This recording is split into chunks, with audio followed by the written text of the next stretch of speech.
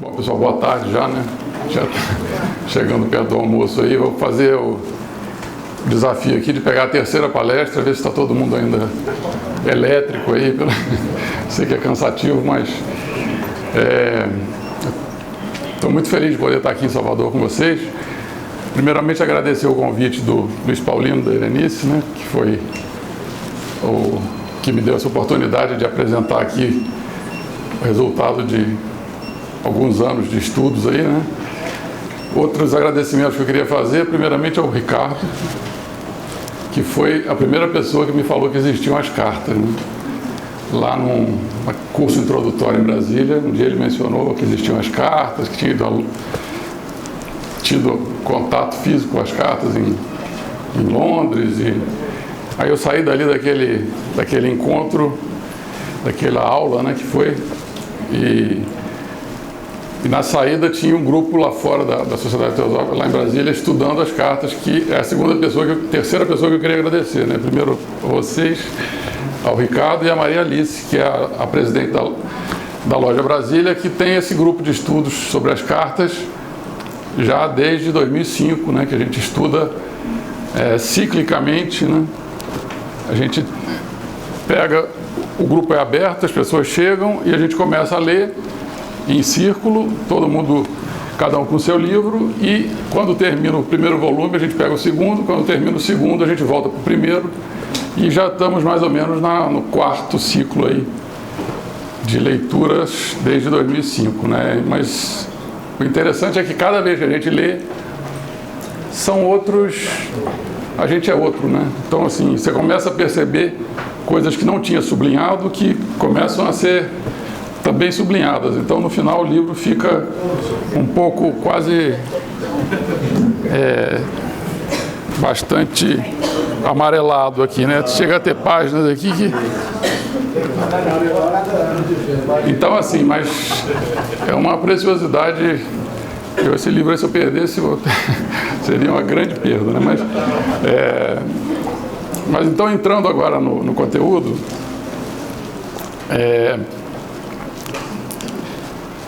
eu vou tentar, aqui na verdade estão as apresentações de hoje e de segunda-feira, tá? Tentar responder a perguntas, né, que foram a proposta do fórum aqui, né? Então, hoje a gente vai tentar ver quem são os Mahatmas, quais as referências que a gente vai utilizar para fazer essa apresentação, o que é a teosofia, que é a primeira pergunta, o que é a sociedade teosófica, para diferenciar, e qual a função essencial da sociedade teosófica, tudo na visão dos mestres, tá? E para segunda-feira, esses outros três tópicos aqui: qual é o programa original da ST, o que os Mahatmas esperam de nós e qual é a visão de futuro da sociedade teosófica. Bom,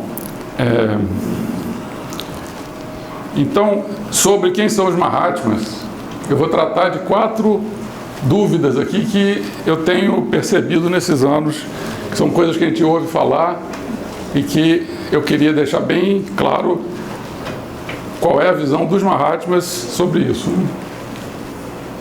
A primeira citação, na verdade, é da Blavatsky, que está nas cartas, no volume 1. Outra coisa importante aqui sobre a notação, né? Eu vou ter sempre, entre aspas, são citações, né? E aqui no final tem o local e a página, né? E 10% mais ou menos da palestra vão ser opiniões minhas, tá? Mas eu acho que 90% são citações que a gente vai tentar entender com detalhes, tá? Então a primeira questionamento é se eles são homens vivos ou não, né? Então a Blavatsky deixa isso bem claro aqui, né? Que são homens vivos e não são espíritos. Então aquela questão que o Marcos colocou de gente recebendo espírito e tal, os mestres não só não são espíritos, como eles não gostam desse tipo de comunicação por essa questão dos mestres ascensos, que tem outros locais aí, né? Então, eles são mortais, então, né? E nenhum deles tem mais de 1000 anos de vida. Para enfatizar isso, quem quiser mais detalhes, essa carta é um artigo do Damodar, que ele escreveu quando o Damodar foi aceito como Shela e foi transferido fisicamente lá para onde os mestres ficam nos Himalaias, né? Então, e depois que voltou, ele foi encarregado pelos mestres de escrever um artigo explicando que eles eram homens vivos e dando detalhes sobre isso, tá? Esse artigo não estava traduzido ainda, eu traduzi ele. Então, o nome do artigo é Um Grande Enigma Resolvido. Só uma coisa também importante. Todos esses conteúdos que estão aqui estão numa apostila que eu fiz e vou entregar para vocês no final. Eu não quis entregar no início para não ficar muito manuseio de papel aqui e distração, tá? Mas cada um vai poder pegar uma, então não precisa se preocupar em anotar. Então, o Damodar explica que, nesse artigo, né, específico sobre isso, né, eles não são espíritos encarnados, são homens vivos, que ele foi visitado em corpo físico, né, por 3 noites consecutivas, por cerca de 3 horas em cada vez. Ele teve contato físico, encostou no mestre, então ele conta isso tudo. É um artigo tentando justamente fazer a diferença. Ele diz que tinha alguns espíritas na época lá que achavam que eles eram guias e tal, né? Mas o artigo foi escrito para detalhar esse ponto aí, né? Eles são homens vivos. Aí também a questão do sinônimos, né? Que a gente, na leitura, às vezes aparece Mahatma, Adepto, Mestre de Sabedoria, Arhat, tudo são sinônimos. Aqui, então, por exemplo, quando tem esses parênteses aqui, foi interpretação minha, tá? Acabaram as aspas e aqui continua. E os negritos também são meus, tá? Tiver negrito aqui, e quando eu acho importante negrito e muito importante em vermelho, tá? Então vai ficar a convenção aqui pra gente. Então, o Mahatma é aquele que desenvolveu faculdades superiores e atingiu aquele conhecimento espiritual que a humanidade comum adquirirá depois de passar por séries inumeráveis de encarnações durante o processo de evolução cósmica. Desde que, nesse meio tempo, a humanidade, não vá contra os propósitos da natureza, né? E aí, sobre a questão da quantidade que o Ricardo falou, né? Eles dizem aqui que o adepto é a floração de sua época e que relativamente poucos adeptos aparecem durante o período de um século, né? Então a gente vê que são poucos. E essa parte aqui é fundamental para mim, porque é onde mostra que o que os mestres ensinam é uma ciência. Por que é uma ciência? Porque é o mesmo método científico que a gente usa. Olha só, durante muitos séculos, homens sábios passaram a vida aprendendo e não ensinando. Como faziam? Examinando, submetendo a provas e verificando em cada um dos departamentos da natureza as tradições antigas, por meio de visões independentes, aqui que entram, dos grandes adeptos, isso é, dos homens que desenvolveram e aperfeiçoaram no mais alto grau possível seus organismos físico, mental, psíquico e espiritual. Agora sim, o que um adepto via só era aceito depois de confrontado e comprovado com as visões de outros adeptos, obtidas em condições tais que lhes conferissem uma evidência independente e por séculos de experiências.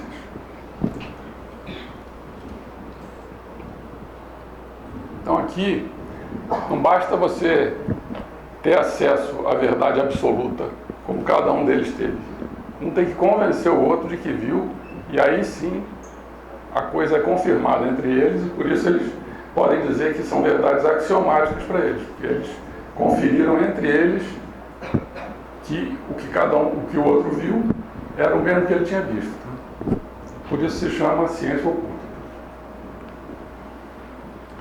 Segundo aspecto, ali então a gente viu que eles são homens vivos e que sábios, né? A questão deles serem Agora já não tem aspas, aí é a opinião minha. Tá? Eles são os idealizadores da sociedade teosófica que no final do século XIX abandonaram o silêncio de milênios e decidiram disseminar a doutrina oculta para instruir a humanidade. Então esse foi o propósito deles, instruir a humanidade depois de milênios de silêncio. Como é que a gente pode chegar a essa conclusão? Então, essa citação, assim, aqui no final, né? Citação do mestre Kuthumi, né? Lembre-se de que meu irmão, mestre Moria, e eu, somos os únicos, isso o Ricardo já enfatizou também, né? Na fraternidade, que tem no coração a ideia da disseminação, até certo limite, das nossas doutrinas. E Blavatsky foi até agora nosso único instrumento, nosso agente mais dócil. Então os dois tinham o propósito de disseminar a doutrina e, como o Ricardo colocou, a maioria dos outros adeptos achava que não era o momento certo. E aqui eu queria que a gente começasse a pensar sobre isso, né? Que se a gente vai apoiar a opinião do mestre Moria e do mestre Kuthumi e mostrar que eles estavam certos, que a gente vai estudar esse conteúdo que eles disseminaram, ou se a gente vai apoiar os outros mestres que acharam que não era o momento e a gente vai continuar deixando o material sem ser estudado por mais 130 anos. Porque como esse aqui é o primeiro fórum sobre as cartas, em 130 anos, até agora os outros mestres estavam corretos. Não era para, a gente não fez o uso que poderia ter feito. Aqui mais uma vez, um ou dois de nós esperávamos que o mundo houvesse avançado o suficiente intelectualmente, se não intuitivamente, para que a doutrina oculta pudesse ter uma aceitação intelectual. A questão é intelectual mesmo, entender cada passagem com a mente, nada de a verdade absoluta, de acesso por meios não lógicos, pudesse ter uma aceitação intelectual do que foi colocado. E fosse possível dar um impulso para mais um discípulo de pesquisa oculta.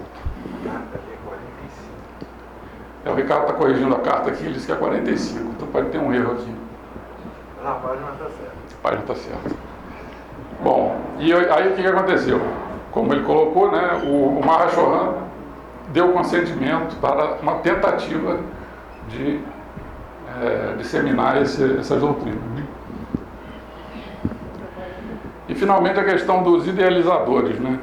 Eles são mais do que idealizadores, eles são mais do que inspiradores, eles são idealizadores porque eles deram ordens para Blavatsky fundar a Sociedade Teosófica. Não foi ela que quis, por uma inspiração, hoje eu vou fundar uma sociedade. Não foi assim. Ordens recebidas da Índia mandam estabelecer uma sociedade filosófica religiosa e escolher um nome para ela e também escolher Olcott, julho de 1875. Essas são palavras da Blavatsky. Tá? Então foi ordem, eles dão ordens apenas para os discípulos. Tá? Que vai ter uma outra passagem que o mestre diz que não dá ordens para indivíduos, eles influenciam. Mas no caso de discípulos, sim, eles dão ordens. Terceiro aspecto, também eu já ouvi muitas vezes isso. Teria sido, a gente ao ler as cartas estaria, o próprio Otávio falou disso, né? Cadê ele? Está lá atrás, né? Sobre, será que a gente está violando correspondência, né? Então está aqui, ó, são os autores das cartas que autorizaram sua publicação para serem divulgadas e utilizadas pela Sociedade Teosófica e pela humanidade de todas as maneiras que forem boas. Vamos ver onde é que eles falaram isso. Tem 3 passagens em que essa afirmação é corroborada. Tá?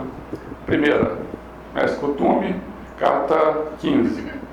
Não coloco restrição alguma a que faça uso de tudo que eu possa ter escrito para você, Sinit, ou para o Sr. Hume, e tenho plena confiança em seu tato e julgamento quanto ao que deva ser impresso e como deverá ser apresentado. Ele pede só para não, duas cartas ali ele pediu para não mencionar, mas ele está dando autorização. Aí novamente aqui, essa aqui eu acho impressionante. De todos os nossos semichelas, vocês dois, Sinet e Hume, né, são os que mais provavelmente usarão para o bem geral os fatos que lhes foram transmitidos. Vocês devem vê-los como algo que lhes foi dado em confiança para o benefício de toda a sociedade, para ser passado adiante. Então, o que está nas cartas é para ser passado adiante. É para divulgar. E empregado e reempregado de muitas maneiras e de todas as maneiras que forem boas. Então, a gente está autorizado a usar essas informações e passar adiante de todas as maneiras que forem boas. E, finalmente, uma terceira citação, que o mestre fala que hesitou em dar autorização para que minhas cartas fossem publicadas. Hesitou, mas acabou concedendo, dando autorização. Né? Isso aqui foi em relação ao que provocou o incidente Kido, onde houve um erro de transmissão e acabou dando uma confusão grande, porque o Shella que estava fazendo a transmissão errou e aí o mestre não conferiu depois e ficou um tempão a carta com um erro. Inclusive a única passagem que tem, que eu botei um X mesmo nas cartas, porque o mestre depois se reposiciona e diz que aquele trecho está errado. Tá? É na carta, acho que é da 12. É 12, né? Bom, o quarto aspecto é eu vou chamar aqui de consultoria de alto nível que os mestres ofereceram para nós, deixando esses conselhos que a gente pode seguir ou não. Né? Então, eles são seres vivos que ofereceram orientações e aconselhamentos sobre o que é a sociedade teosófica, que é o tema de hoje, né? Quais são seus objetivos, como ela deveria ser conduzida para atingi-los ao disseminar suas doutrinas para a humanidade. Então, expressamente, o mestre Kuthumi na carta 99 fala: quanto a nós, Mahatmas, né, podemos dirigir e guiar os esforços e o movimento em geral. Embora separados do seu mundo de ação, nós não estaremos inteiramente afastados dele enquanto a sociedade teosófica existir. Ou seja, estamos aqui ainda sob essa energia dos mestres. Né? Depois aqui o mestre Moria falando, né? Essa foi aquela passagem que eu citei, né? Você já deveria ter compreendido nossa maneira de atuar. Nós aconselhamos e nunca damos ordens, mas nós de fato influenciamos indivíduos. Quer dizer, isso que eu falei, isso aqui são para indivíduos que não são discípulos aceitos deles, né? No caso dos discípulos, isso aí são ordens mesmo. Que é o nosso caso aqui, né? Não sei se tem algum discípulo, mas eu acho que eu sigo como conselho isso aqui tudo. Né? E aí essa passagem que ele apresenta, o mestre Kuthumi, o método para aprender, para evoluir, para entender o método que ele propõe, para a gente ter acesso a isso tudo. Então ele fala, há um momento na vida de um adepto em que todas as dificuldades que ele enfrentou são recompensadas 1000 vezes. Para adquirir conhecimento adicional, ele já não tem que, aí eu botei ali, etapa 1. Essa seria a etapa 1 do processo evolutivo de um mestre. Recorrer a processos lentos e minuciosos de investigação e comparação de várias questões.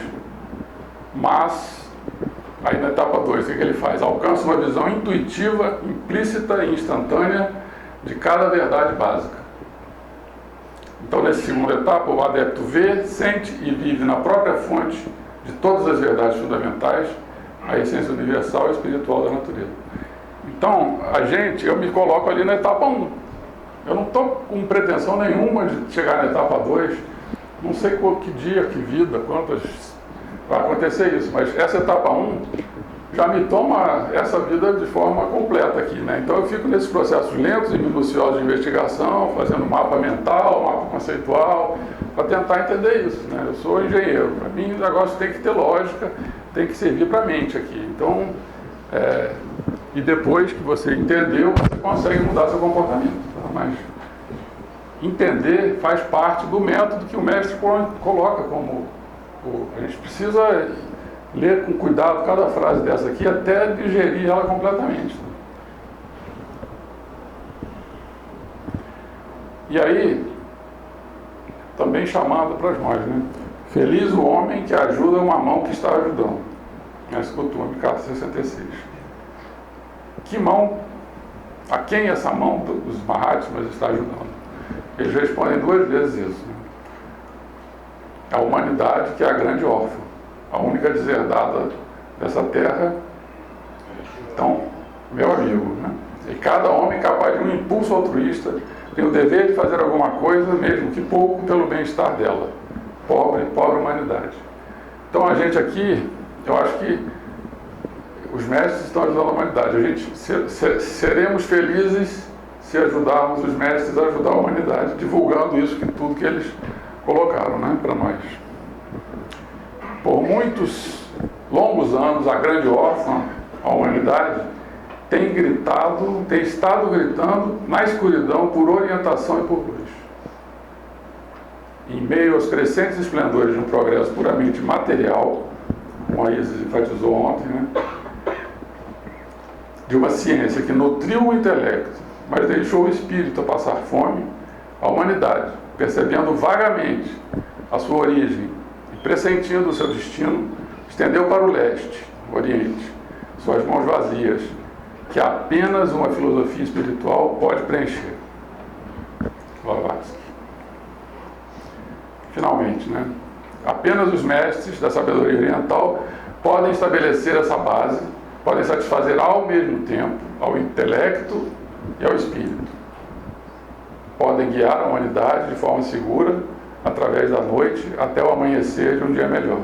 Então essa questão do intelecto e do espírito é muito importante, porque a Blavatsky na Chakra Teosofia coloca que um esforço mental é requisito para o esforço espiritual. Então por isso que é importante a gente entender mesmo esse conteúdo aí. Vamos ler de novo isso. A gente está há 10 anos lendo essas cartas, sistematicamente vai e volta, e cada vez a gente aprende mais, tá? Não cansa não. Bom, o segundo bloco que referências que a gente vai utilizar nas citações aqui, né? Eu acho que essa frase já foi mencionada por... Acho que essa é bem importante, que acho que tanto o Ricardo quanto o Otávio já mencionaram, então não vou nem passar muito. Mas assim, é o estudo do conhecimento arcano, né, que a gente somente o progresso que uma pessoa faça no estudo do conhecimento arcano, a partir dos elementos rudimentares, a leva a compreender gradualmente o nosso propósito. Aqui eu queria discordar um pouco da colocação. Eu interpreto que esses elementos rudimentares são toda a obra que eles deixaram. Tudo que foi deixado, para mim, são elementos rudimentares, porque a gente sabe que isso aqui é 1/21 do que existe. Se você pegar todas as cartas, os 6 volumes da doutrina, os 4 volumes de Isis, tudo isso na verdade, a doutrina inteira é um sétimo do conteúdo esotérico, e depois tem mais 14, eu não sei se é 14, 7 ou 7 é 14. Por isso que é tu espantar a casa. Ah, pois é, mas a gente tem que se preparar. A doutrina inteira é 1/21 do que existe, gente. Se a gente não conseguir digerir isso, a gente não vai continuar avançando nesse conhecimento. Tem muita coisa pela frente. O resto não foi publicado nem divulgado, porque justamente os mestres fizeram uma pequena experiência. Vamos divulgar 1/21 e ver o que acontece. 130 anos depois, muito pouco aconteceu. Então, somente assim, estudando o conhecimento arcano e não de outra forma, a pessoa que quer avançar, né, o faz fortalecendo aqueles misteriosos laços de simpatia que unem os seres inteligentes. E aí vem a pergunta, onde que a gente estuda isso? Esses elementos rudimentares. E eu enfatizo de novo, principalmente nessas 3 obras aí, que são a doutrina, Isis e cartas. Por quê? Por que são essas que se destacam dentro de tantas obras? Aí eu entendo que também uma colocação que a Maria Alice sempre fez lá, que era essa, né? Que essas 3 obras se encaixam completamente, tem uma coerência lógica. Elas apresentam um sistema que se encaixa. Você vê em uma, está na outra. Tem um pequeno probleminha que Isis Sem Véu foi escrito antes, e naquele momento ainda não havia autorização para falar sobre os 7 princípios. Então foi tudo feito em cima de 3 princípios, né? Eu falava só de corpo, alma e espírito. Depois que eles, a partir da doutrina, eles puderam apresentar os 7 princípios do homem, e aí a coisa ficou mais detalhada, né? Mas por que existe essa coerência lógica? Porque são todas obras dos mesmos autores. Eu vou tentar apresentar para vocês por que isso, tá? Então, por que Isis, doutrina e as cartas são dos mesmos autores? Então, não só porque são dos mesmos autores, também devido à sua qualificação superior à dos seres humanos comuns. Então, aqui está as cartas, né? Aqui está o volume em inglês, que reproduz fielmente o que está lá no Museu Britânico, e aqui desde o ano 2000 a gente tem as cartas em português, de autoria do mestre Kuthumi e do mestre Moria. E aí eles falam aqui, ó, nesse momento nós, mestre Moria e mestre Kuthumi, oferecemos nosso conhecimento, ou pelo menos algumas partes dele, para que seja aceito ou rejeitado por seus próprios méritos, de modo inteiramente independente da fonte da qual emana. Então a gente tem que ler e ver se a mensagem, os ensinamentos que estão nessas obras, se você consegue entender ou não, se você aceita ou rejeita. Ele não está obrigando ninguém a aceitar o que está aí. Aquela questão que a Isis colocou também ontem, né? Você aceita ou rejeita de acordo com a sua com o seu ser, né? Você vê o que você acha. No meu caso, quando eu li as cartas pela primeira vez, foi assim um impacto, né? A gente estava de férias, eu li esses 2 volumes em 20 dias numa praia aqui no Nordeste, não lembro nem onde era. E assim, foi pela mensagem, né? Que aquilo me tocou de uma forma profunda, né? Bom, então eles estão colocando mais uma vez esse desafio para a gente vai aceitar ou rejeitar o que foi oferecido, né? Sobre essas 2 fotografias, né? Que sempre perguntam que fotos são essas, né? Então tem aqui um retratista alemão, Hermann Schmichen, que era membro da Sociedade Teosófica. Ele aceitou o convite de Olcott em 1884 para fazer uma tentativa de pintar os retratos sem a presença física deles, né? Então, no caso do retratista, houve aquela influência que eles influenciam indivíduos, né? Então, o retratista foi lá e ficou lá e o mestre por perto influenciando, mas ele não estava lá posando para o retratista, né? E, de acordo com a Blavatsky, ficaram muito fiéis às obras, né? Os retratos em relação aos mestres, né? E aí a questão também que a gente já falou sobre a importância, eu falei há pouco, né, da gente, uma qualidade essencial dessas cartas é a questão da rastreabilidade, né? O que é isso? Você consegue ver ela em português, vira e mexe, a gente tem alguma divergência no que está aqui, a gente vai no inglês e confere a tradução, e se você tiver alguma divergência ainda, você pode ir lá na biblioteca, tá? Esse aí foi o dia que eu tive lá, a carteirinha lá, então eu até estava olhando 7 anos atrás, né? Algum ciclo se completou aí, e eu estou aqui hoje apresentando para vocês. Então essa é a carteirinha para a gente ter acesso às cartas lá no British Library, tá? Bom, aí defendendo a tese de que são todas obras dos mesmos autores, né? Aqui no próprio Carta dos Mestres de Sabedoria, carta 69, o mestre Kuthumi fala, ele mandou a carta para um doutor, era um médico, eu não lembro o nome dele, um médico alemão, né? É para a sua própria satisfação que o abaixo assinado, Kuthumi, né, sente-se feliz em assegurar-lhe que a doutrina secreta, quando estiver pronta, será a produção tríplice de Moria, o Pasika, que é a Blavatsky, e do servidor mais humilde do doutor. Então o mestre Kuthumi está afirmando que ele é autor da doutrina secreta, produção tríplice. E por outro lado, o mestre Moria também mandou uma carta confirmando isso. Eu, o humilde faquir abaixo assinado, certifico que a doutrina secreta é ditada ao Pasika parte por mim mesmo e parte por meu irmão Kuthumi.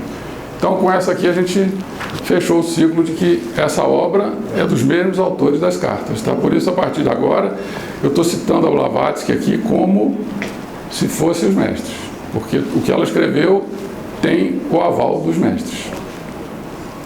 E também, no caso de Isis, de fato, Isis Sem Véu foi uma produção em colaboração entre a própria Blavatsky e muitos iniciados ou adeptos da Irmandade Oculta. Aqui já entraram mais alguns outros, tá? Dos quais um ou dois, Mestre Mori e Mestre Kuthumi, são conhecidos em alguma medida, sendo os outros praticamente desconhecidos.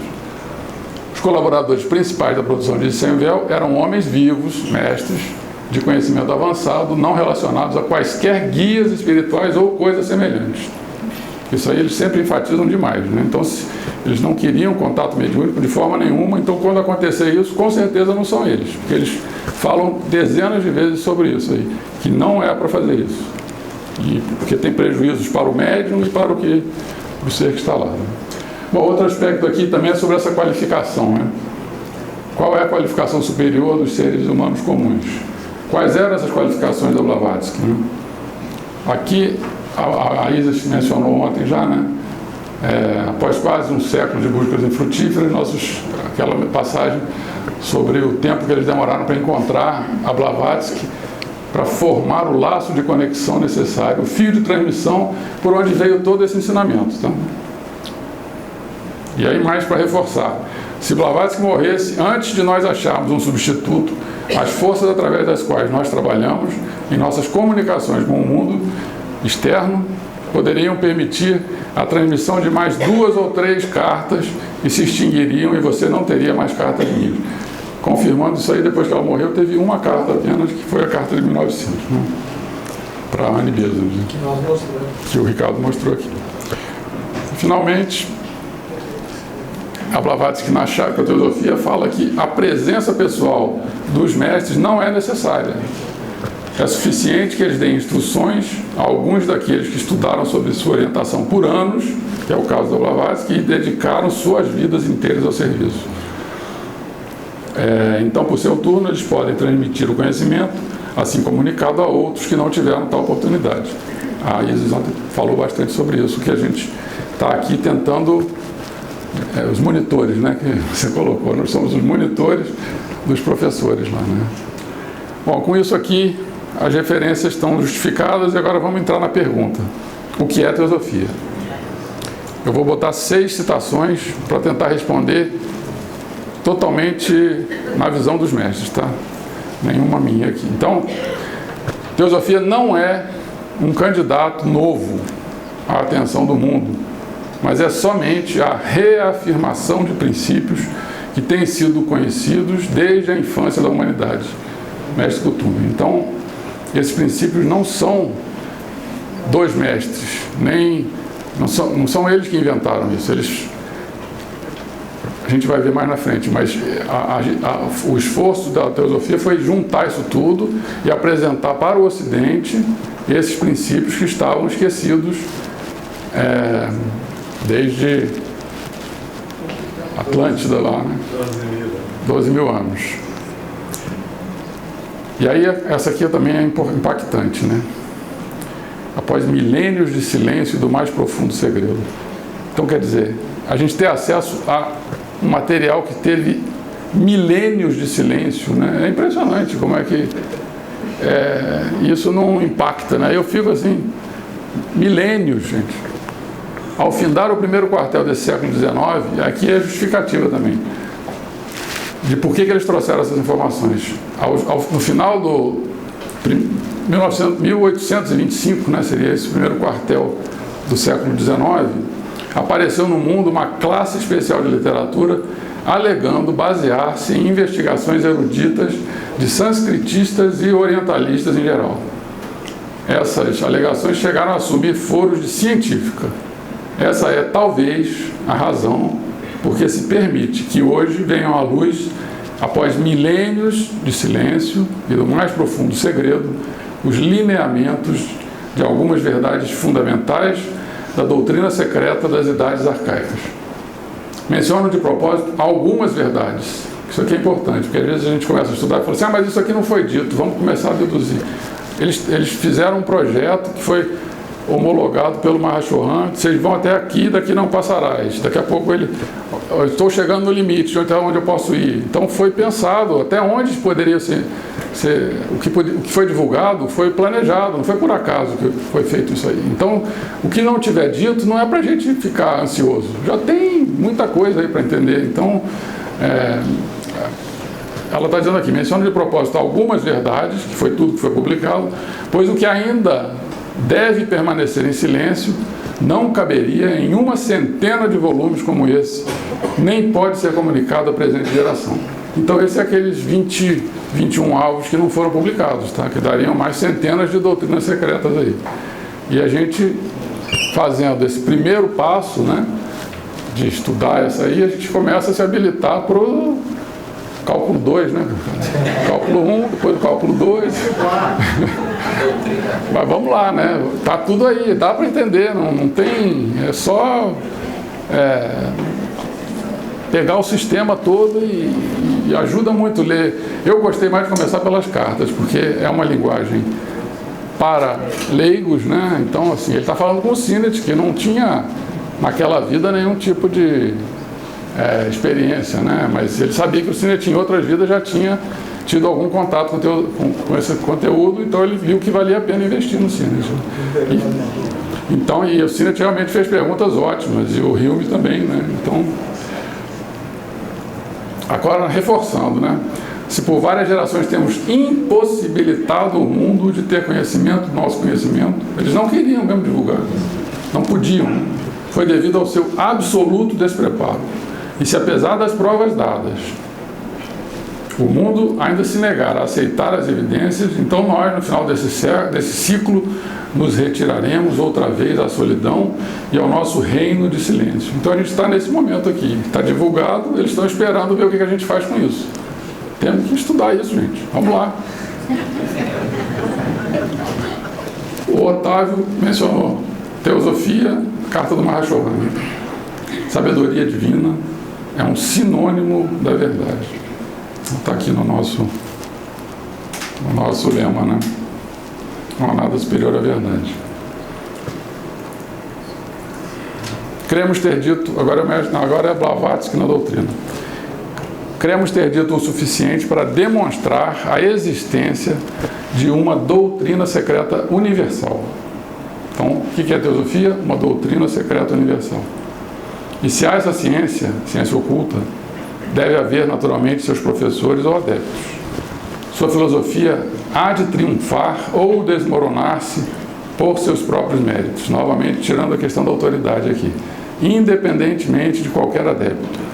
Porque conforme as palavras do sábio Gamaliel de Sinédrio, se essa doutrina é falsa, há de perecer e cair por si mesma, mas se é verdadeira, então nada há que possa destruí-la.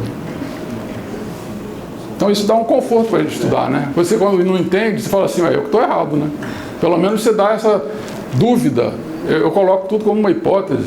E a gente tem lá, o método é o seguinte, quando a gente não entende mesmo, o grupo todo está estudando, ninguém entendeu. A gente fala, bota na prateleira. A gente pega lá, ó, isso aqui, deixa aqui que daqui a pouco alguém vai entender isso. E realmente, vira e mexe, a gente consegue tirar várias coisas da prateleira, né? Aquele negócio lá era isso aqui. Então tá, então entendemos. E assim vai, né? E o que é a teosofia? A teosofia não deve representar apenas uma coleção de verdades morais. Mas ela é isso também, tá? Não é apenas isso, mas é isso também. Um pacote de ética metafísica que se resume em dissertações teóricas. A teosofia deve ser transformada em algo prático e precisa, portanto, ser libertada de discussões inúteis. Ela vira algo prático quando a gente consegue entender essas verdades morais e aplicar na vida da gente. É a hora que virou uma coisa prática, né? Teosofia deve ter sua expressão objetiva em um código de vida que abarque tudo, plenamente impregnado por seu espírito, o espírito de tolerância mútua, caridade e amor. Aqui a Blavatsky não disse qual é o mestre, ela está na Carta dos Mestres, mas ela não falou quem era, apenas um mestre que citou isso aí. Então aqui estão 6 respostas para a pergunta, que é a teosofia do nosso fórum aqui, né, na visão dos mestres.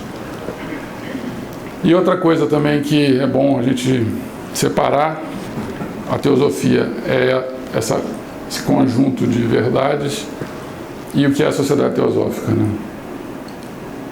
Aqui é uma passagem também da chave que a gente é importante. A sociedade teosófica não tem nenhuma sabedoria própria. O próprio é eu que botei, tá? Em letras maiúsculas ali lá, tá? Para sustentar ou ensinar. Ela não tem sabedoria própria. Por quê? Porque a sociedade teosófica é simplesmente o repositório de todas as verdades proferidas pelos grandes sábios iniciados e profetas de todos os tempos, históricos e mesmo pré-históricos. O que é esse históricos? É o que a nossa história registra aí, a história que a formal, né, da ciência formal, e pré-históricos seriam os sábios que a história não conhece, né, lá das outras raças raízes e tal. Então,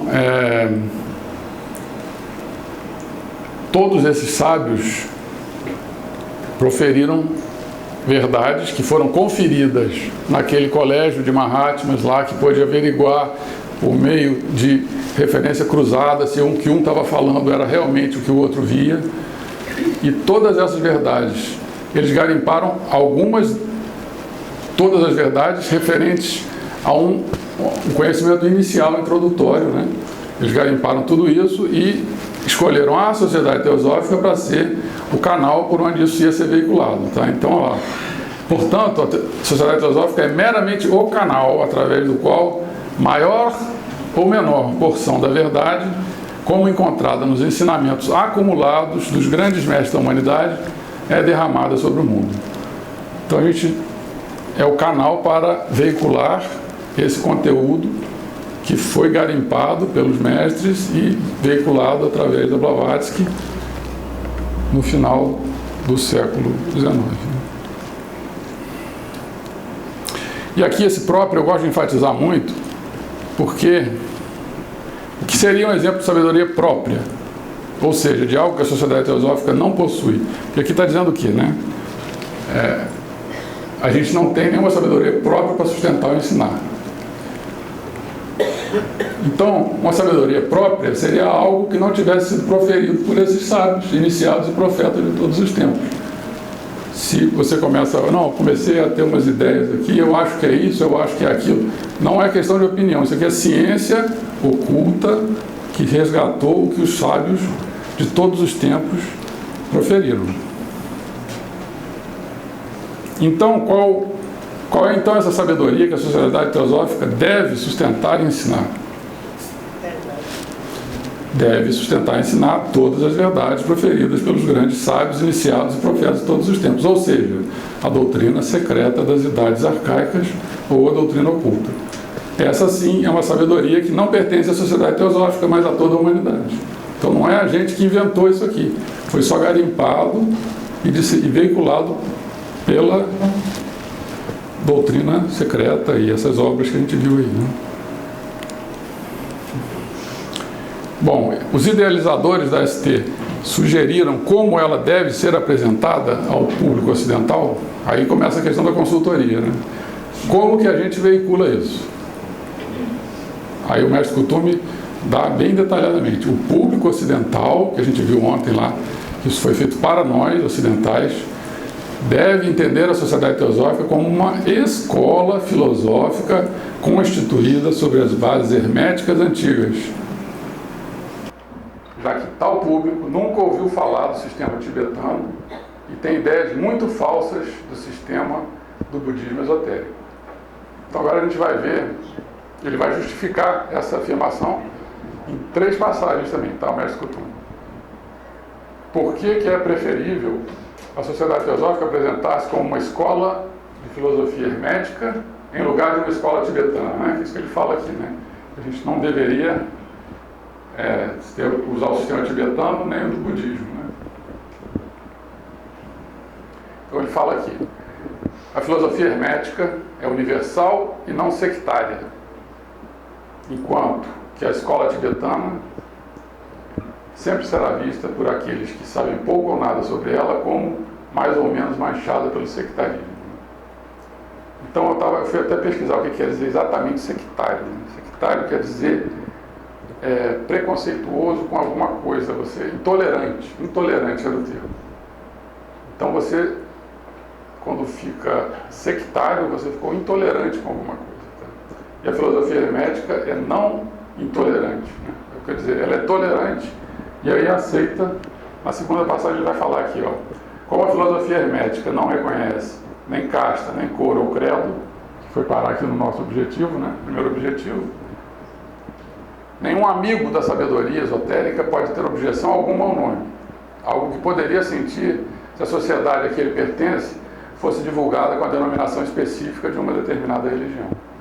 A filosofia hermética é adequada para todos os credos e todas as filosofias e não se choca com nenhum deles. Ela é o oceano ilimitado da verdade, o ponto central de onde fluem e onde se encontram todos os rios e todas as correntes, quer seja sua fonte do leste, do oeste, do norte ou do sul. E finalmente, Blavatsky falando na Collected Writings, essa parte aí não está nem traduzida, tá? A filosofia hermética, ou melhor, tanto dela quanto pode ser agora encontrado,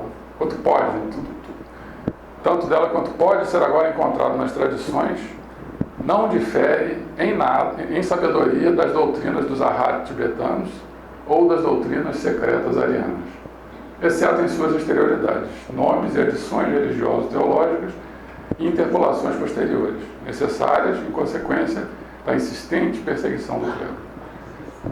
Então, quando a gente fala em filosofia hermética, é sinônimo de doutrina dos arhats e doutrinas secretas arianas.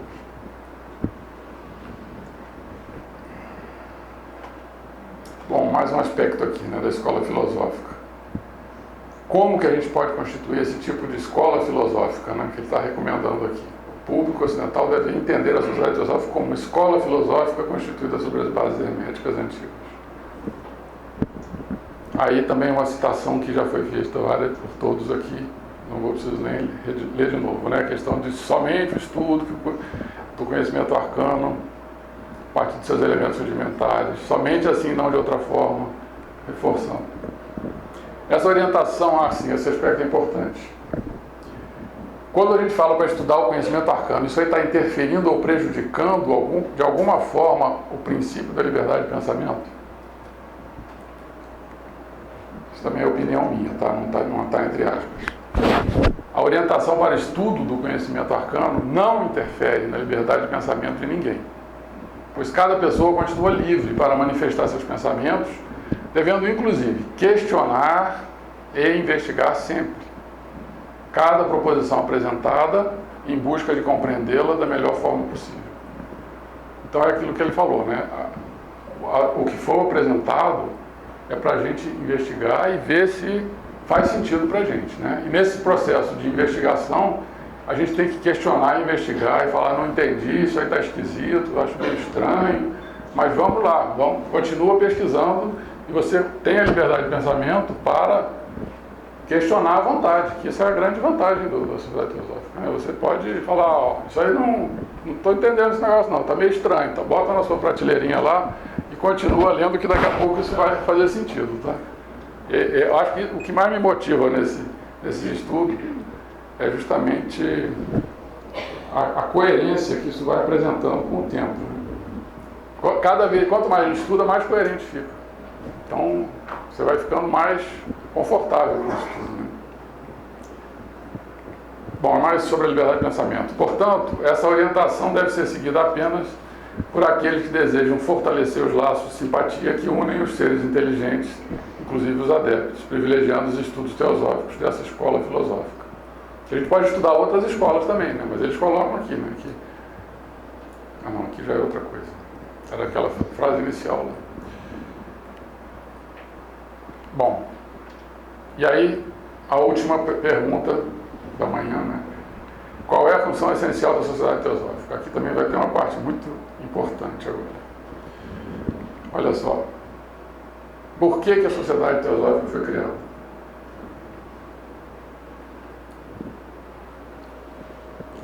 Está na doutrina, volume 6.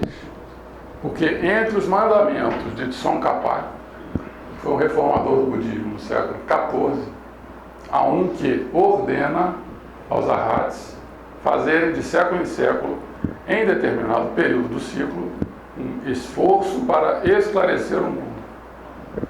Até hoje, nenhuma dessas tentativas foi coroada de bom êxito. A gente vê que o negócio não é fácil, né? Porque são mestres fazendo esforço para esclarecer o mundo e não conseguem. E a Sociedade Teosófica foi o esforço que aconteceu no século XIX. Esse Tsongkhapa, esotericamente, é o reformador do budismo, mas ele é um avatar também de Buda, né? O primeiro foi Shankaracharya, o segundo foi Jesus e o terceiro foi Tsongkhapa. São avatares. Então, por que a Sociedade Teosófica foi criada? Porque, periodicamente, os adeptos enviam um mensageiro para tentar ensinar a doutrina oculta ao mundo. Tal período ocorre, na outra vez a gente viu que era de ciclos, né? Mas aqui ela detalha quando é que ocorre o ciclo. O ciclo ocorre no último quarto de cada século, né? Os últimos 25 anos. E a Sociedade Teosófica representa seu trabalho nessa época. A palavra tentar aqui é muito importante, tá? Essa palavra aqui, eles usam, no livro das cartas dos mestres, eles usam várias vezes sobre tente, né? Tente. Então, quando a gente vai estudar isso, tente, vamos só tentar já é o primeiro passo. Você está tentando, tem uma chance de conseguir, né? Se você não tentar, você não vai conseguir mesmo, né? Então, e aqui vejam que isso foi passado, o mensageiro para tentar ensinar a doutrina oculta ao mundo, né? Então, a questão da tentativa é um passo importante que a gente dá. Bom, aí foi aquela passagem que eu acho que o Ricardo leu também aqui. Não foi não, essa é outra. A essa altura, 1885, meu amigo, é o mestre Kuthumi escrevendo para o Sines, né? Você deve ter compreendido que a tentativa, olha de novo aí, feita a cada século por nós para abrir os olhos do mundo cego, quase fracassou. Isso aí foram exatamente 7 anos depois que a sociedade... Não foi 7 anos, não foi não. Essa é outra passagem, estou confundindo aqui. Esse aqui já foram 10 anos depois. 10 anos depois. A tentativa quase fracassou. Na Índia, parcialmente, na Europa, com algumas exceções, absolutamente. Há apenas uma chance de salvação para aqueles que ainda acreditam: unirem-se e enfrentarem corajosamente a tempestade. Então, além desse esforço periódico, né, para instruir o mundo, a Sociedade Teosófica foi criada para alcançar 3 objetivos oficialmente declarados. E eu fui resgatar lá no Collected Writings como eram os objetivos antes de algumas mudanças, tá? A primeira que eu acho importante é nessa palavrinha aqui, tá?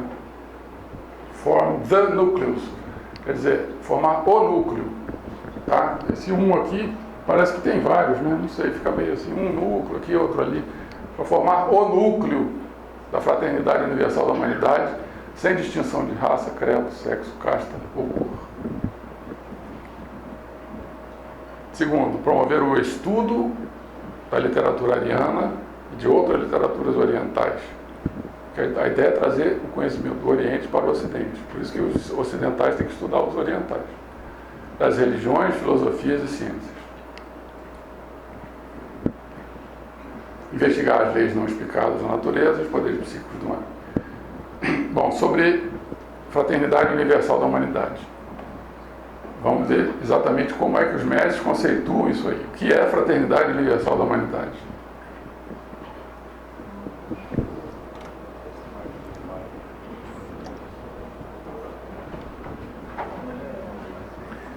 Aqui é Blavatsky falando, formar o núcleo da fraternidade universal da humanidade, sem distinção de raça, credo, sexo, casta ou cor, definimos como o primeiro dos nossos objetivos. Não são 3 aleatórios, né? Esse é o mais importante, o primeiro dos nossos objetivos declarados nessa afirmação altruísta. formar o núcleo de uma autêntica e prática fraternidade da humanidade, onde todos serão colaboradores da natureza e trabalharão para o bem da humanidade. Essa questão de colaborador é muito importante. A gente em casa está num esforço de alimentação orgânica e mudança alimentar. Eu vi outro dia um programa sobre como que a alimentação orgânica eles usam para não botar veneno nos tomates, eles botam umas sementinhas, botam as larvas de vespa, microvespas, e as vespas comem a praga que ia dar na semente, né? Então, quer dizer, você está colaborando com a natureza. Você descobriu um animal que come o outro, que vai prejudicar. Em vez de você botar veneno no tomate e depois comer o veneno, você bota um bichinho que vai comer o outro e come o tomate sem veneno, e você colaborou com a natureza. Você alimentou o ciclo. Um bicho come o outro, fica todo mundo bem, né? É fácil, mas então eu vi o agricultor lá, apareceu até no Globo Repórter, isso ele falando lá, eu botei esse bichinho aqui, ele comeu o outro lá, então tá tudo bem, né? Então assim, ele descobriu os Janchorrãs criaram um bicho que era para comer o outro, então ele foi lá, identificou e botou lá, né? Simples. Bom, tem sido o nosso desejo constante desenvolver no continente ocidental, entre as classes mais cultas, branches, é o termo em inglês, tá? Eu tenho uma certa ressalva com o termo loja, não sei, na maçonaria e tal, mas eu acho que ficaria melhor filiais ou ramos, então deixo para em português de Portugal, ramo, então, mas voltando aqui, fecha parênteses, tem sido nosso objetivo desenvolver no continente ocidental entre as classes mais cultas, filiais da sociedade teosófica como precursoras de uma fraternidade universal. Então cada loja ou ramo é uma precursora dessa fraternidade universal. A expressão fraternidade universal não é vazia de significado, é a única base segura para uma moralidade universal. Você também acho que foi o Ricardo que citou, o Otávio, não lembro qual. Agora sim o conceito, tá? Na Europa, mais do que... Europa, quando a gente vê Europa, pode pensar ocidentais, né? Somos nós. Mais do que em qualquer outra parte, para obter êxito em ciências ocultas é necessária uma fraternidade universal. Isto é, uma associação de afinidades, de forças e polaridades fortemente magnéticas, embora diferentes, centradas em torno de uma ideia dominante. O que um não consegue fazer, muitos juntos podem alcançar. Daí a importância do estudo em grupo, né?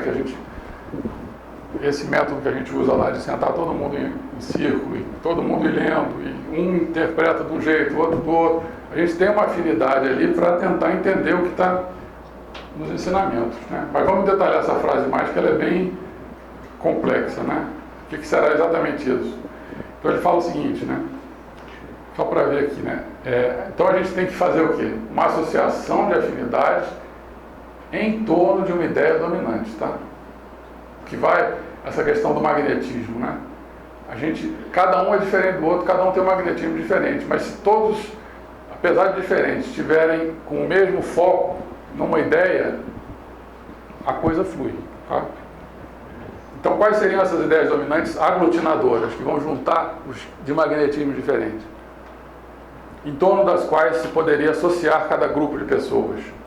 Então ele chamou o grupo de pessoas de associação de afinidades de forças e polaridades magnéticas, tá? Então isso aqui, quando a gente falar, é uma associação, isso aqui é um grupo de pessoas que, embora sejam diferentes, estão centradas em torno de uma ideia dominante. Alguns exemplos de ideias dominantes aglutinadoras seriam, primeiro, está no nosso lema lá, né? A ideia de buscar a verdade. Porque aí, se você está querendo entender aquele ensinamento, não adianta você falar, não, eu não gosto disso aí, isso vai contra minhas crenças e tal.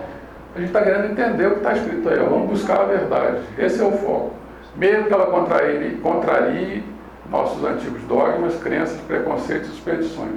Que esse aqui é o que a gente tem que, como a Isis colocou ontem lá, né, tem que desbastar essa parte aqui.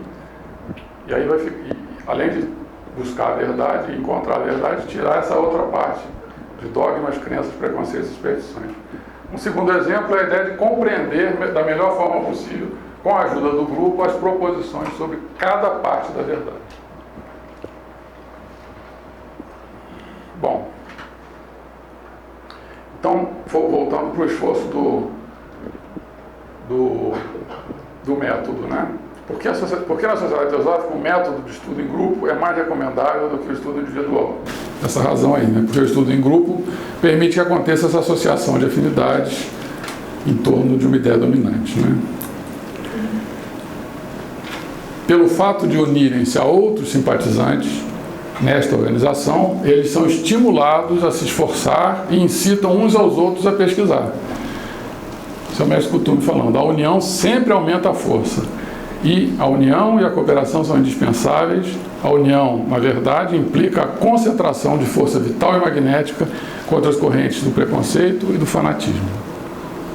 Então vamos lá, pessoal, vamos incitar uns aos outros a pesquisar aí, porque o negócio é bom, viu? Vale a pena a gente entender isso para depois se modificar, tá?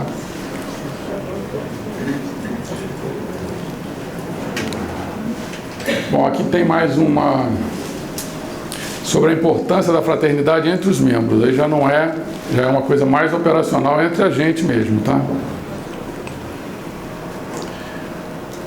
Nunca foi mais necessário do que agora aos membros da Sociedade Teosófica considerar seriamente a velha parábola do feixe de gravetos. Divididos, eles serão inevitavelmente partidos um a um. Mas se estiverem unidos, não haverá força na Terra capaz de destruir a nossa fraternidade. A Teosofia ensina a cultura mútua, também é Blavatsky aqui. A cultura mútua antes da autocultura. Para começar, união é força. É através da união de vários teosofistas que pensam da mesma maneira em um ou mais grupos, tornando-os intimamente unidos pelo mesmo elo magnético da unidade fraternal e da simpatia, que os objetivos do desenvolvimento mútuo e progresso no pensamento teosófico podem ser melhor atingidos. Como já foi dito antes, nenhum teosofista deveria acusar um irmão, seja dentro ou fora da associação, nem censurar suas ações ou denunciá-lo, para que ele mesmo não perca o direito de ser considerado um teosofista. Desvie sempre o olhar das imperfeições de seu vizinho e concentre sua atenção sobre suas próprias falhas, para corrigi-las e se tornar mais sábio. Não aponte a disparidade entre a pretensão e a ação em outro homem, mas, seja ele irmão ou vizinho, ajude-o em sua árdua caminhada pela vida. Também está nas cartas dos mestres de sabedoria. Não caia em comparações não fraternais entre o trabalho realizado por você mesmo e o trabalho que o seu vizinho ou irmão deixou de fazer no campo da teosofia, pois a ninguém se pede que prepare um terreno maior do que a sua própria força e capacidade o permitam. E finalmente aqui, os fundadores tinham de exercer toda a sua influência para se oporem ao egoísmo de qualquer espécie, insistindo em sentimentos sinceros e fraternais entre os membros, pelo menos exteriormente, trabalhando para criar um espírito de unidade e harmonia, apesar da grande diversidade de credos, esperando e exigindo dos membros grande tolerância e caridade mútua pelos defeitos dos outros, auxílio mútuo na vida, na pesquisa das verdades em todos os domínios, moral ou físico, e até mesmo na vida diária. Ixi, ainda faltam 2, hein? 5 minutos aí vai ser difícil. Vamos ver. Promover. Vamos lá. Esse aqui estão menorzinhos. Então aqui, por que nesse objetivo está falando de literatura ariana e de outras literaturas orientais?